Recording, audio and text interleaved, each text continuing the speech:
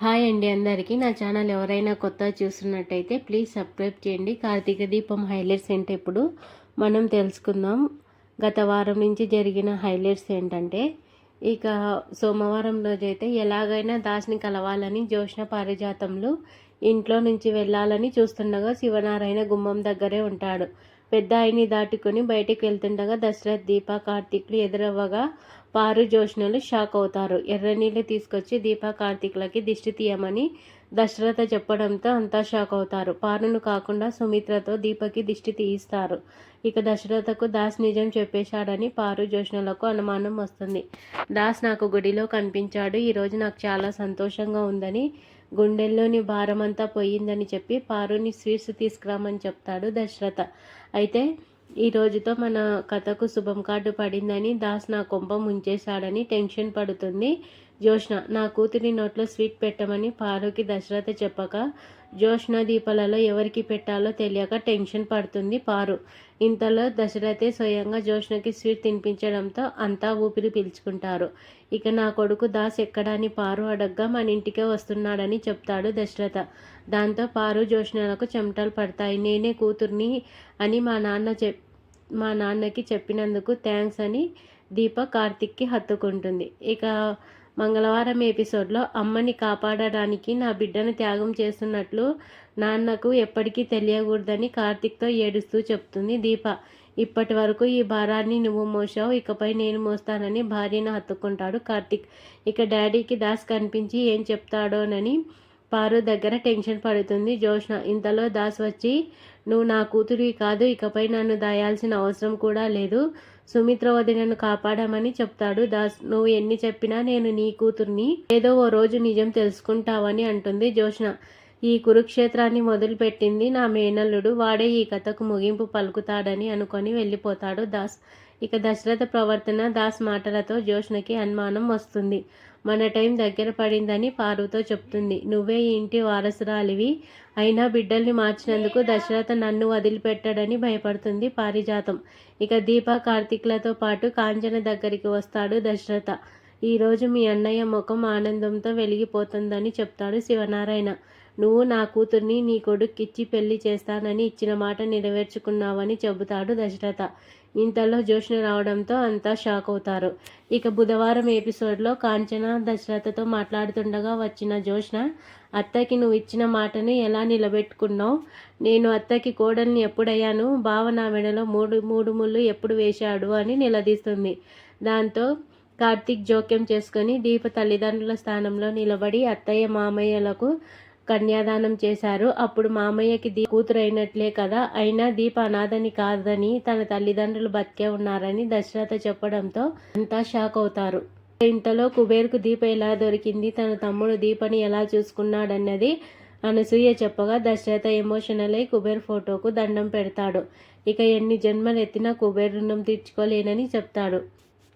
ఆ మాటలతో అంతా షాక్ అవుతారు. మామయ్యని ఎక్కువసేపు వదిలేస్తే నిజం చెప్పేలా ఉన్నాడని దశరథని బయటకు తీసుకెళ్తాడు కార్తిక్. ఇక ఈరోజు జోష్న అడిగిన మాటలకు నేను నిజం చెప్పేవాడిని కార్తిక్తో అంటాడు దశరథ. ఇక జోష్న కావాలని రెచ్చగొట్టి నీతో నిజం చెప్పించాలని ఇలా ట్రాప్ చేసిందని చెప్తాడు. ఇక కార్తిక్, మీ అన్నయ్య ప్రవర్తన 2 రోజులుగా తేడా ఉందని కాంచనతో అంటాడు శివనారాయణ.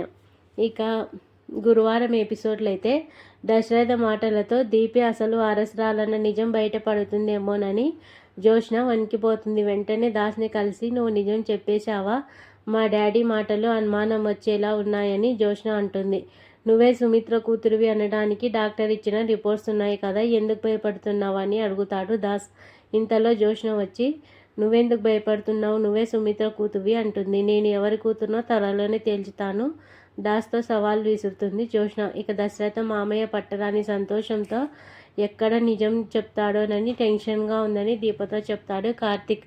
ఇక దశరథ మామయ్యని రెచ్చగొట్టి ఎలాగైనా నిజం రాబట్టాలని జోష్న అంటుందని అంటాడు. నిన్ను వారసురాలిగా ఈ ఇంట్లో చేర్చేసరికి పారు, జోష్నలు ఏదో ఒకటి చేస్తారని చెప్తాడు. అయితే మనం ఈ ఇంట్లోకి వెళ్ళి అమ్మ నాన్నలతోనే ఉందామని చెప్తుంది దీప. ఇక ఉదయాన్నే యోగా చేసుకుంటున్న పారిజాతం జోష్న దగ్గరికి కార్తీక్ వచ్చి దాస్ కిడ్నాప్ గురించి చెప్తాడు. ఈ మాటలు విన్న శివనారాయణ షాక్ అవుతాడు. శుక్రవారం ఎపిసోడ్లో ఏం జరిగిందంటే ఇక దాస్ కిడ్నాప్ గురించి కార్తిక్ ప్రస్తావించడంతో శివనారాయణ షాక్ అవుతాడు. దాస్ కనిపించాడని మాట్లాడాడని దశరథ్ చెప్పాడని అంటాడు. ఈ కథ వేరని ఆ కథ వేరని కార్తిక్ చెబుతాడు. ఇక బావకి నిజం తెలిసిపోయిందా? దాస్ దశరథలపై నాకు అనుమానంగా ఉందని అంటుంది జ్యోత్స్న. ఇక బెడ్రూమ్లో నిద్రపోతున్న సుమిత్ర దగ్గరికి దీపం తీసుకెళ్లి నీ అసలు కూతురు అని దశరథ నిజం చెప్పబోతుండగా కార్తిక్ అడ్డుపడతాడు. ఇక దీప కళ్ళలో ఈరోజు కన్నీళ్లు చూడాలని జ్యోత్స్న పారిజాతం ప్లాన్ వేస్తారు. కాఫీ తీసుకురమ్మని అడగడంతో దీప వస్తుండగా కాళ్ళు అడ్డం పెడుతుంది జ్యోత్స్న. దాంతో కాఫీ వెళ్ళి పారు మీద పడుతుంది. కోపంతో ఊగిపోతున్న పారు వెంటనే దీప మీద చేయి చేసుకోబోతుండగా దశరథ్ సీరియస్ అవుతాడు. అసలు నువ్వు కాలెందుకు అడ్డం పెట్టావని జ్యోత్స్నను అడగ్గా ఏదో విధంగా కవర్ చేస్తుంది జ్యోత్స్న. ఇక అయినా నువ్వు పెళ్లి కావాల్సిన పిల్లవి, ఇకపై నువ్వే వంట చేయమని ఆర్డర్ వేస్తాడు దశరథ.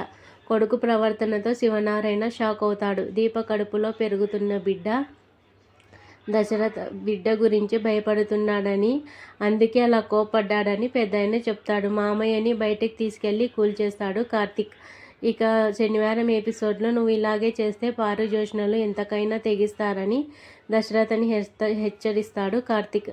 ఎవరు పని మనిషి, ఎవరు సేవలు చేసుకోవాలని దశరథ నిలదీస్తాడు. ఇంతలో డాక్టర్ హారిక ఫోన్ చేయడంతో కార్తిక్ దీపలు ఆసుపత్రికి చేరుకుంటారు. నేను కూడా వస్తానని దశరథ చెప్పగా సీక్రెట్గా కార్తిక్ దీపలు మాత్రమే వెళ్తారు. అయితే దశరథ మాత్రం అనుమానంతో వాళ్ళని ఫాలో అవుతాడు. సుమిత్ర గారి ఆపరేషన్ ప్రాసెస్ స్టార్ట్ చేయాలని, అయితే మీ బిడ్డను వదులుకోవాల్సిందేనని ఒకసారి ఆలోచించుకోమని చెప్తుంది డాక్టర్ హారిక. దానికి కార్తిక్ దీపలు సరే అంటారు. అయితే ఒక్క బిడ్డే కాదు, దీపకి భవిష్యత్తులో బిడ్డలు పుట్టే అవకాశమే ఉండదని డాక్టర్ చెప్పడంతో కార్తిక్ వెక్కి వెక్కి ఏడుస్తాడు. ఇక దీప బలవంతం మీద ఆపరేషన్కి సరేనని చెప్తాడు. ఈ మాటలన్నీ విన్న దశరథ సుమిత్ర ప్రాణాలను కాపాడితే దీప తన బిడ్డను కోల్పోతుందని నాకెందుకు చెప్పలేదని ప్రశ్నిస్తాడు. 2 ప్రాణాల్లో ఒకటి వదులుకోవడమే ఈ సమస్యకు పరిష్కారమని డాక్టర్ చెప్పడంతో దశరథ షాక్ అవుతాడు.